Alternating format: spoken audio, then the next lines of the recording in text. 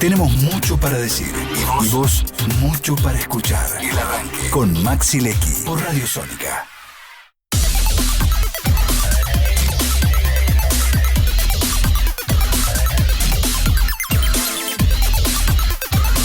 Bueno, son las 11:28, como te habíamos prometido y adelantado, no solo en las redes sociales, sino en este programa. Nos vino a visitar Víctor Zimmerman, que en estos momentos es senador nacional, fue diputado, ex intendente de su localidad en Fontana, Chaco, es contador, representa a la Unión Cívica Radical, pero tuvo tantísimos otros cargos de los que ahora vamos a charlar, porque conoce de adentro la Administración Pública Nacional.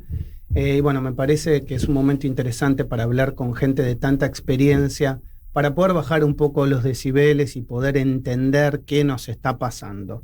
Senador, gracias por venir a Sónica, un verdadero placer recibirlo. Al contrario, es un gusto para mí también, es muy importante poder interactuar y charlar con ustedes, venir a otro ambiente, salir un poco del Senado y de nuestra actividad diaria, salir del microclima. Yo siempre cuando voy a mi provincia, voy al interior. Un colega de ustedes me decía ayer en una entrevista, pero ¿cómo te tomaste el tiempo? Te fuiste al Zanjón. El Zanjón es una localidad en el interior de Quitilipi, Chaco. Y antes de venir me demoré unos minutos, pido disculpas. Por favor. Porque recibí a dos chicos que vienen del Sausalito. Sausalito es una localidad del impenetrable chaqueño. Sí. Y entonces me quedé a recibirlo porque era la primera vez que iban a tener posibilidad de ir al Senado, y antes de venir fui personalmente a pedirle a la gente del Senado, al personal que hace la visita guiada, para ver si le podían hacer una visita guiada. La verdad que esa gente trabaja con mucho profesionalismo. Así que me demoré un poco. Yo soy un hombre del interior, yo soy nacido en Roca, Presidencia Roca, a 150 kilómetros de Resistencia, soy hijo de productores.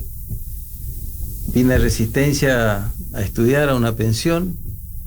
Mi papá y mi mamá en aquella época decían, tiene el sueño de mi hijo el doctor. Claro, claro. El ascenso social, ¿no? O de empleado bancario. Claro, exacto. Claro. Esas eran como las dos metas. Los hitos. Bueno, mi vieja fue empleada del Banco de Santa Fe y era lo mismo, ¿no? Su padre quería que sea o abogada o empleada bancaria, fue empleada bancaria. Una cosa terrible, pero así que es cierto, yo tuve la posibilidad de estar en distintos cargos de la política, votado por los chaqueños, cosa que me siento muy orgulloso. En este momento tengo la representación de mi provincia ante el gobierno federal. Pero también hice otras cosas. Tuve también un tiempo que estuve en el sector privado. Yo soy hijo de productores y entonces esa es mi actividad que no abandoné nunca. Yo pertenezco a la familia agropecuaria.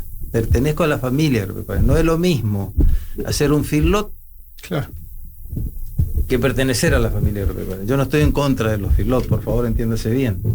Pero yo soy de los que en mi casa y mi familia, nosotros no dejamos morir un cordero, no dejamos morir nada. Si hay que darle una tetina y criar un ternero guacho, como se dice en el campo, se cría un ternero guacho. Se dice ternero guacho en la terminología porque no tiene madre. Exacto. Lo hacemos.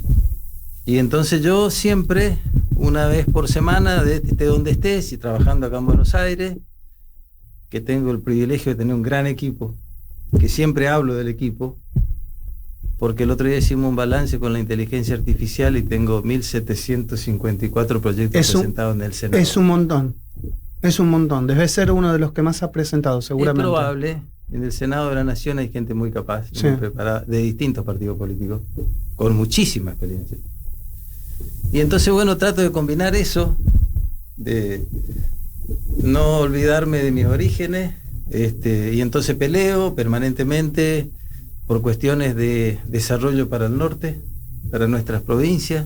El otro día acompañé a los productores en Palermo. A producción. Había 23 cabañas en la arena de Palermo. Y siempre se sabe de los campeones. Ganamos cuarto de milla, ganamos los corderos, ganamos lo que tiene que ver con Dorper Black, con Dorper White, con chivos. Pero detrás de eso hay trabajo. Hay trabajo y hay familia. Claro, y hay familia. Y esos son los campeones. Claro. Y los que no ganaron premio. Yo estuve en la jura a las 8 de la mañana y alambraba con ellos porque me decían, veníamos a alambrar juntos con la cuñada, con la hermana. ¿Y por qué también cuento estas cosas? Porque Cuando yo creo que sé joven, por dónde venís. sí. Yo creo que es para demostrar quién sos y que no todo el mundo es casta. O sea, vos venís de donde venís. Bueno, sí, esa es una de las cosas que creo que la confrontación en la Argentina últimamente nos hizo mucho daño. Hay que encontrar el momento del diálogo, de sentarnos a una mesa. Cuando vos abrís las puertas de tu casa, tenés que saber que después van a opinar, y si vos haces una convocatoria tenés que saber que no siempre tenés la razón. Claro. Que es el gran problema de la política argentina. El disenso. Entonces, si vos no encontrás un camino para sentarnos alrededor de una mesa, donde en forma individual, yo, en la gestión anterior del presidente Fernández, en esta gestión, en la gestión anterior y en la anterior, vos te sentás individualmente y hay muchas coincidencias básicas. Ahora se prende un micrófono, un canal de televisión y empieza lo que vemos, que es vergonzante. A mí no me gusta. A mí nunca me van a escuchar hablar, nunca hablé en toda mi vida política de una persona que no pertenece a mi partido. Tenemos pertenencias políticas diferentes, miradas diferentes, pero si miramos el comportamiento de la Argentina en los últimos años, es como un serrucho. Sí. Estamos empezando permanentemente. Tiene que haber el momento de poder sentarnos alrededor de una mesa y diseñar políticas de Estado. Yo participé en el primer Congreso Mundial de Alimentos en Brasil, invitado hace un tiempo, y tuve la oportunidad de estar con el diputado que es el presidente del movimiento del campo de legisladores. Brasil tiene 520 diputados nacionales, 370 son del campo. Son del campo. Empezaron con Enrique Cardoso y ahora son el segundo productor de alimentos del mundo. Quiere decir que alguna política a largo plazo mantuvieron. Bueno, miremos los nombres de los presidentes, uno que le gusta hablar de la izquierda, del centro, de la derecha, de Lula, Bolsonaro. Exacto. Lula. Exacto. Pero las políticas del campo no se cambian. Campo. Y entonces, me parece que es el camino. Argentina tiene la segunda reserva mundial de gas, la cuarta en petróleo. Tenemos el campo. El otro día en Palermo, que yo te contaba, viene el mundo a mirar la exposición de Palermo, una de las más importantes del mundo, después de la de Houston de Estados Unidos. Y te quería contar una anécdota. Adelante. A ver, cuando yo era joven, que un día me aventuré y le dije a mi papá que no iba a estudiar más, dejé la escuela secundaria. Entonces mi papá me dijo, está bien, perfecto, tenés que venir a laburar al campo. Claro. Qué momento ese, claro, ¿no? A laburar. Claro. Entonces me tocaba con los muchachos parar rodeo para curar ternero, y a la noche me tocaba cuando llovía, que cuando llueve uno quiere aprovechar la humedad, me tocaba el tractor. Y bueno, después por una de estas cuestiones que pasan, digamos, en una jineteada, porque yo no era buen jinete, pero era corajudo. Te subía, subirte te subía. Me subía, exactamente. Bueno, tuve un accidente y mi papá de castigo me mandó de vuelta a la escuela. Terminé la escuela. No tenés idea cómo agradezco la caída esa. La caída, porque bueno, pude ver una cosa que yo hasta ahí no veía, porque claro. el campo era diferente a lo que es ahora, Claro.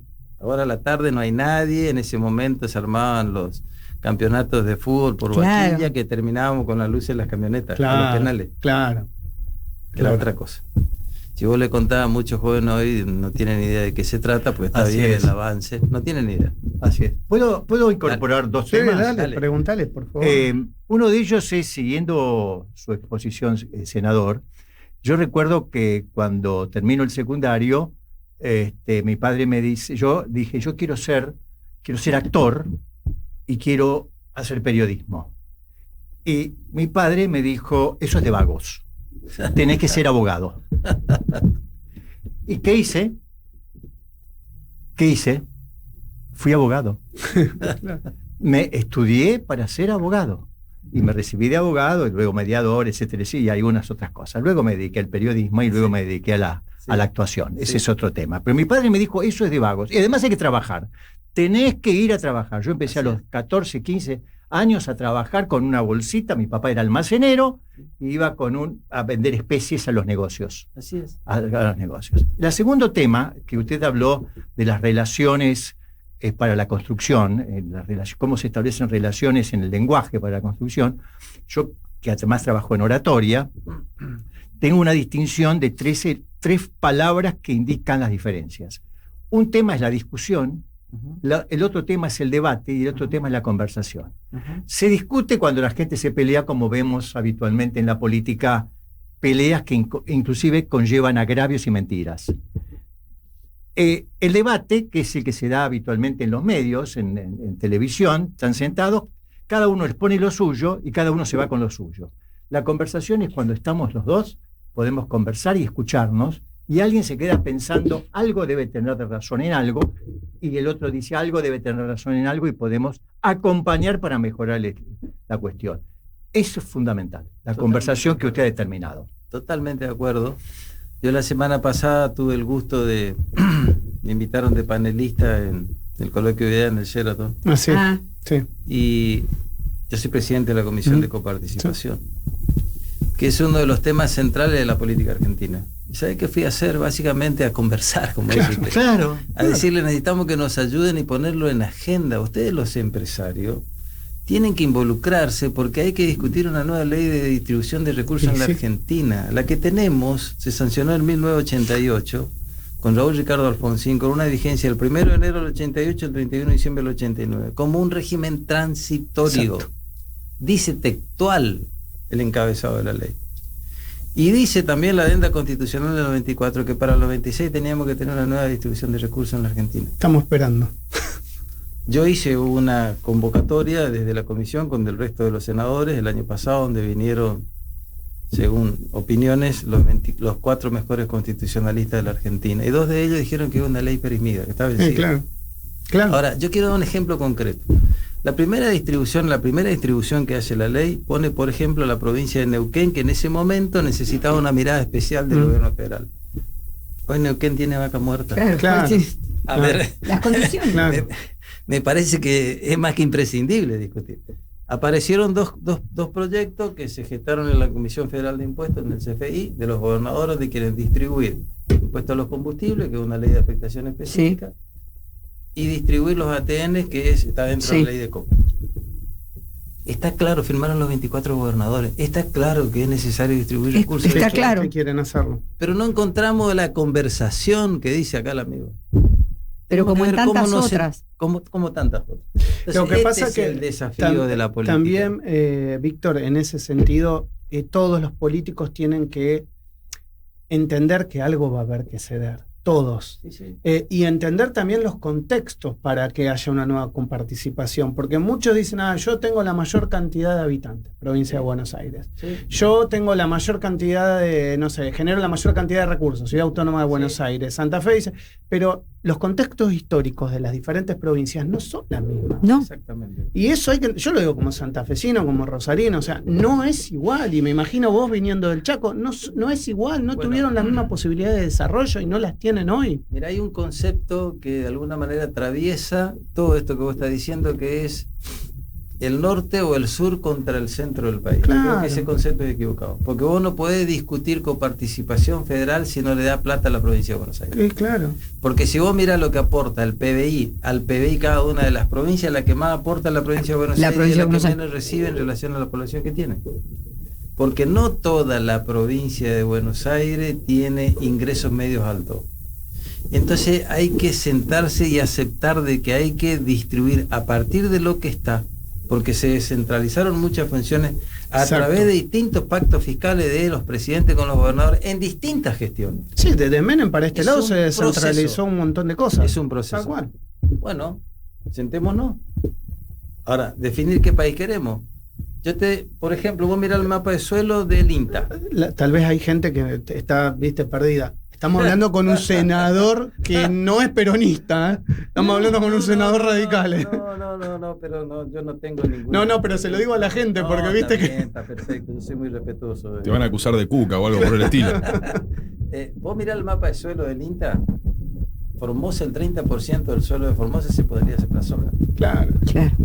Ahora no tiene ferrocarril, no tiene puerto. Claro. Y no funciona la hidrovía Paraná-Paraguay. Entonces, ¿nosotros qué queremos? Igualdad de condiciones, igualdad de oportunidades. No tenemos, en la única región que no tiene gas natural es el NEA. Cuando tenemos la segunda reserva mundial de gas. Exacto. Yo fui uno de los que celebré la terminación del gasoducto Néstor Kirchner. Por supuesto que políticamente me facturaron.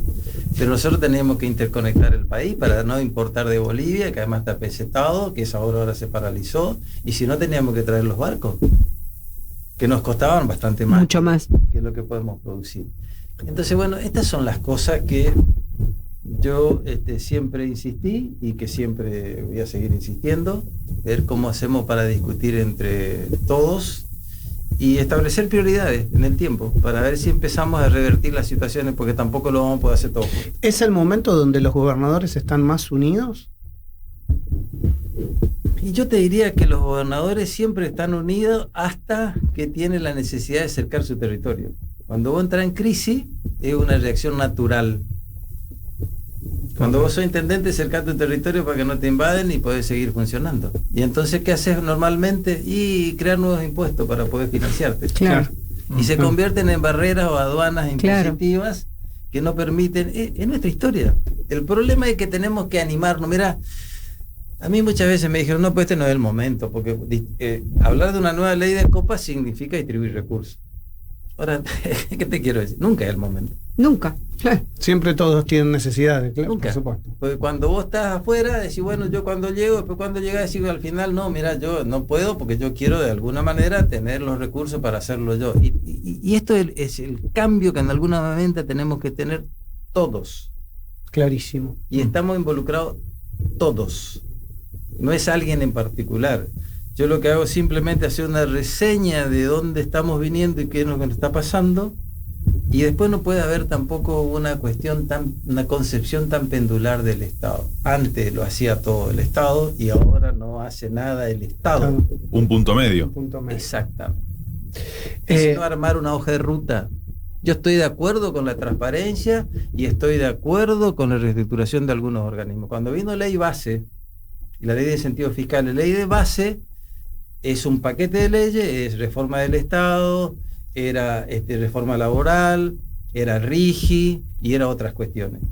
Era privatizaciones y incentivos fiscales, era bienes personales, blanqueo, IVA, todo lo que significa la cuestión impositiva. Nosotros discutimos mucho eso. Entonces, cuando vino el tema de disolver el INTA, artículo 3 de la ley de reforma del Estado, o de intervenir artículo 6, yo fui uno de los que redacté la modificación. Yo estoy de acuerdo con reestructurar. Reestructurar, claro. No eliminar. Bueno, como tantas El otras. SENASA. Escúchame, si vos no tenés estándar sanitario, no vas a ningún lado. No puedes entrar ni con la mercadería a Buenos Aires, ni a Resistencia. Claro. Entonces, que hay que corregir cosas, porque seguramente siempre se pudo haber producido algún exceso. Sí, seguro que sí, todas las gestiones. Mirá, no todas las gestiones hacen todo mal. Cuando vos haces más cosas mal que cosas bien, perdés la elección. Esto es lo que yo creo. Entonces hay que corregir las cosas que están mal. ¿Y cómo se corrige? Poniéndose de acuerdo. Interesante. La verdad que bueno, estamos escuchando al senador Víctor Zimmerman de la provincia de Chaco y le hago la última porque quiero respetar los tiempos, sé que tenés otra actividad en agenda. Vos hablaste de cuando eras chico, del campo, de tu familia, de ese Víctor, que tenía sueños, que después fue contador. A hoy, con este camino recorrido dentro del mundo de la política, ¿quedan los mismos sueños? Sí, aparecieron otros, pero yo tenía el sueño de querer ser integrante de un equipo económico y ser profesor de la universidad. Porque cuando fui a la universidad, yo hice en gobierno de facto, yo tenía 2 personas que eran como mis ídolos, 2 profesores. Y finalmente en el año 92 gané mi cargo por un concurso en la UNE y fui muchos años profesor de contabilidad pública en 5º año. Y después formé parte de un equipo económico en la provincia, por lo tanto yo diría que esos sueños, como explicó el amigo que acá al comienzo, él quería hacer otra cosa y el padre le dijo era una cuestión que no va, yo lo pude cumplir. Lo cumpliste. Y después se van sucediendo cosas, bueno, yo nunca abandoné lo que tiene que ver con mi actividad y mi familia tampoco, abrazo esa actividad, porque tiene que ver con mis orígenes y después, bueno, terminé involucrado en la política y también tengo el honor de poder estar, tuve el honor de poder estar en muchos lugares. Así que, ¿cuál es mi sueño ahora? De que los argentinos nos pongamos de acuerdo. Y es un lindo sueño, y ojalá que se cumpla, volver a Víctor. empezar todos los días. Ojalá que se cumpla, ojalá que se cumpla. Víctor, gracias por estos minutos. Ha sido un placer. Gracias por venir al streaming de Sónica. Bueno, si alguna vez quieren ir al Senado y ahí estaremos. Va a ser un gusto recibirlo cuando quieran. Ahí estaremos. El senador Víctor Zimmerman pasó por la mañana de Sónica. Estás escuchando El Arranque. Programa nominado a los Martín Fierro Digital 2022 como mejor programa de interés general por Radio Sónica, la radio más